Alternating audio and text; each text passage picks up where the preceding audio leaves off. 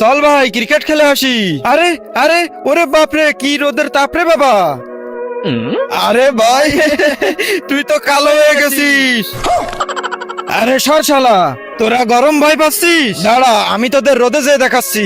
এই দেখ, রোদে আমার কিছুই হয় না। আরে আগুন, মরে গেলাম, বাঁচাও। চল ভাই বিজ্ঞানীর কাছে যেয়ে দেখি ও কিছু করতে পারে কিনা। আরে ওই তো, ওই যে ওখানে বিজ্ঞানী। বিজ্ঞানী, আমাদের অনেক গরম লাগতাছে, তাহলে তো পৃথিবী ছেড়ে অন্য গ্রহে চলে যেতে হবে। আসো আমার সাথে। ওই যে, ওই দেখো, অন্য ঘরে চলে আসছি আমরা। এবার এখানে কোনো রোদও নেই আর গরমও নেই, কিন্তু এইখানে সবাই কাপড় ছাড়া ঘুরতেছে কেন? বিজ্ঞানী, ওই দেখো আবুল, চলো ওর কাছে। আরে ভাই আবুল, তোরা এই ঘরে কি করতে আসছিস?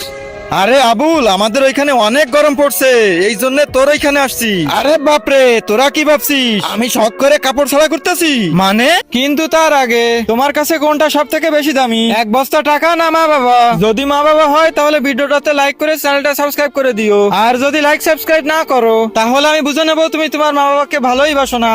মানে তোদের ওইখানে সে আমাদের এখানে বেশি গরম, তার মানে আমরা ফেসে গেছি। জলদি ফিরে চলো ভাই। কিভাবে যাবি? আমাদের স্পেসশিপে? কোথায় স্পেসশিপ? শালা, তোমাদের স্পেসশিপ তো আগেই পুড়ে গেছে। আরে এ কি হয়ে গেল?